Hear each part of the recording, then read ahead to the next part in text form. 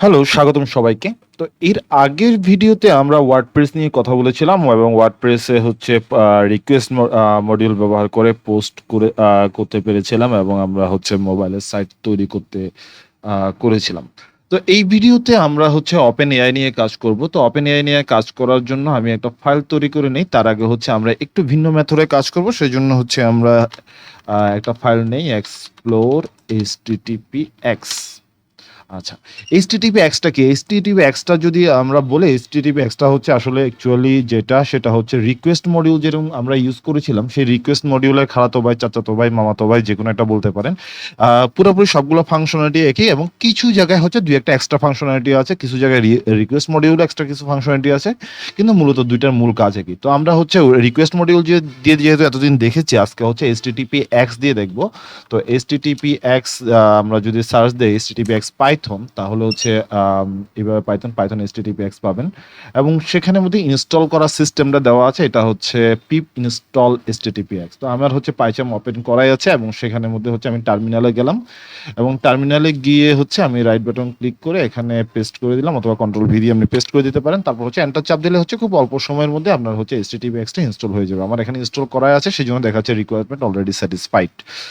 তো যাই হোক, যেহেতু ইনস্টল করা আছে এবং ইনস্টল হয়েও গেছে প্রায়, তো আমরা যেটা করবো যেহেতু httpx টা ইউজ করবো আমরা, সেজন্য আমরা যেটা করবো ইম্পোর্ট httpx এই জিনিসটা দিব এবং এই ইম্পোর্ট httpx দেওয়ার পরে যেটা হচ্ছে আমরা যেটা করবো, আমি ধরুন যে একটা ইউআরএল নিয়ে নেই। ধরুন যে আমরা ইউআরএল নিলাম হচ্ছে google.com। আমি হচ্ছে এখান থেকে একটা কাজ করি, google.com এভাবে করে লিখলাম এবং এই ইউআরএলটা আমরা নিয়ে নিলাম এবং এই ইউআরএলটা নিয়ে নেওয়ার পরে হচ্ছে আমাদের যে আমরা যদি এটা থেকে স্ট্যাটাস কোড দেখতে চাই, এটাতে রিকোয়েস্ট পাঠিয়ে যদি স্ট্যাটাস কোড দেখতে চাই, যেমন রিকোয়েস্টের মধ্যে যেমন গেট ছিল, httpx ও সেম ভাবে গেট জিনিসটাই আছে। তো আমরা ধরুন যে একটা রেসপন্স নামে একটা ভেরিয়েবল নিলাম, সেখানে হচ্ছে httpx ডট, এরপর দিব আমরা গেট, এরপর আমরা দিব হচ্ছে ইউআরএল, জাস্ট এটাই দিয়ে দিব, তাহলে আমাদের কাজ শেষ।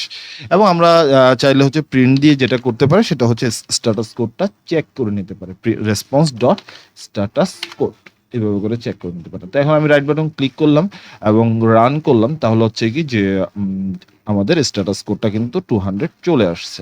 তো এটা একটা গেল যে আমরা হচ্ছে এইভাবে করে যে কোনো সাইটের স্ট্যাটাস কোড চেক করতে পারি। ধরুন আপনার কাছে হচ্ছে অনেকগুলো লিঙ্ক আছে এবং সেই লিঙ্কগুলোর মধ্যে কিছু লিঙ্ক আছে 404, কিছু লিঙ্ক আছে 301 এবং কিছু লিঙ্ক হচ্ছে ভিন্ন ভিন্ন বা 200 আছে বা এই ধরনের কিছু আছে। তো আপনি চাচ্ছেন যে এগুলো একটু স্ট্যাটাস কোড চেক করে নিতে, যেমন আমরা হচ্ছে আমাদের ওয়েবসাইটের মধ্যে অনেক সময় যেটা করি ব্রোকেন লিঙ্ক চেক করি।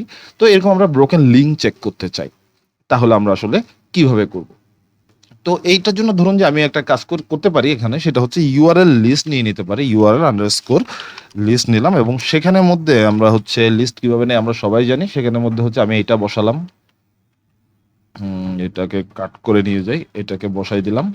তারপর ধরুন যে আমরা 404 করার জন্য একটা কাজ করি, এখানে ডাবল পড়ে গেছে,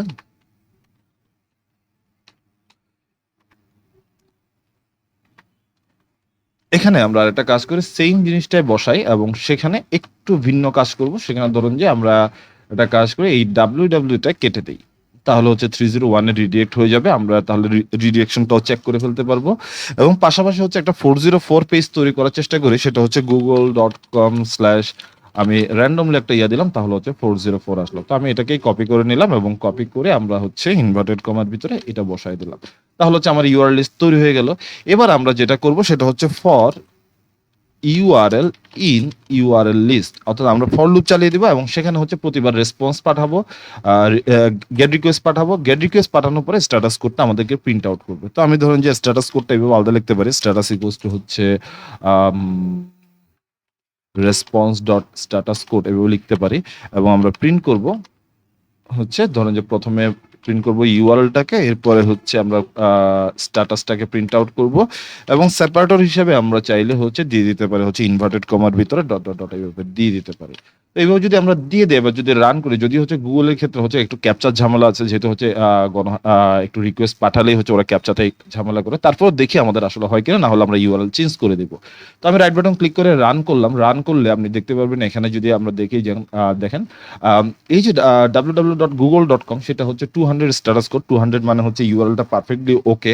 এবং আমরা যখন হচ্ছে www কেটে দিয়েছি, তখন স্বাভাবিকভাবে এটা হচ্ছে 301 স্ট্যাটাস কোড দেখাচ্ছে, এবং এটা হচ্ছে 404 দেখাচ্ছে। অর্থাৎ এইভাবে করে আপনি চাইলেই হচ্ছে কি আপনি যেটা করতে পারবেন, সেটা হচ্ছে বিভিন্ন সাইটের অথবা আপনার সাইটের যে বিভিন্ন লিঙ্কের যে ইউআরএল গুলো আছে, সেই ইউআরএল গুলোর মধ্যে কোনোটা ব্রোকেন লিঙ্ক আছে কিনা সেটা চেক করতে পারবেন। অথবা ধরেন যে আমি চাইলাম হচ্ছে শুধুমাত্র যেগুলো স্ট্যাটাস কোড হচ্ছে 404 হবে সেটা প্রিন্ট করবে, তাহলে আমরা লিখতে পারি এটা থাকুক আমাদের জন্য, এবং আমি এখানে লিখতে পারি ইফ, আমরা দিলাম স্ট্যাটাস ইকুয়ালস টু 404। যদি স্ট্যাটাস যদি 404 হয়, এটা অবশ্য না দিলেও হয়, এটা জাভা স্ক্রিপ্টে অনেকটা বাধ্যতামূলক, এখানে দিয়ে দিলাম 40 হয়, তাহলে প্রিন্ট করবে হচ্ছে কি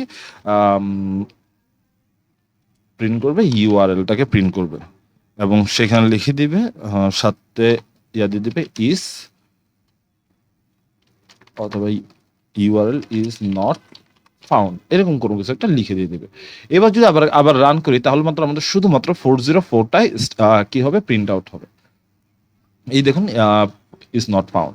দ্যাট মিনস হচ্ছে এখানে আসলে কি ঘটতেছে, এটা যদি আমরা বোঝানোর চেষ্টা করি, সেই ইউআর লিস্ট আমরা জানি। এরপর আমরা ফর লুপ চালালাম, ফর লুপের প্রতিটা ইউআর লিস্টের প্রতিটা ইউআরএলকে আমরা ইউআরএল নামে একটা ভেরিয়েবল স্টোর করলাম, এবং সেখানে যদি আমরা রিকোয়েস্ট মডিউলের যেমন আমরা রিকোয়েস্ট ডট গেট দিতাম, সেখানে এখানে হচ্ছে httpx ডট গেট দিচ্ছি, একই জিনিসই আসলে। এরপর হচ্ছে স্ট্যাটাস আমরা পেতে পারি রেসপন্স ডট স্ট্যাটাস কোড। এরপর হচ্ছে আমরা যদি if status code equals to 404, তাহলে হচ্ছে কি যে 404 হয়, তাহলে শুধু ওইটাই প্রিন্ট হবে, বাকিগুলো কি প্রিন্ট আউট হচ্ছে না, মানে বাকিগুলো ওকে আছে। তো আপনি চাইলে এইভাবে করে অন্যগুলো করতে পারেন। যেমন আমি যদি এখানে আরেকটা দিই, যেমন এখানে দিলাম এলস ইফ দিলাম, সরি এলস দিলাম স্ট্যাটাস ইকুয়ালস টু হচ্ছে যদি 301 হয়, তাহলে প্রিন্ট করব, এখানে হচ্ছে আমরা প্রিন্ট করব ইউআরএল ইজ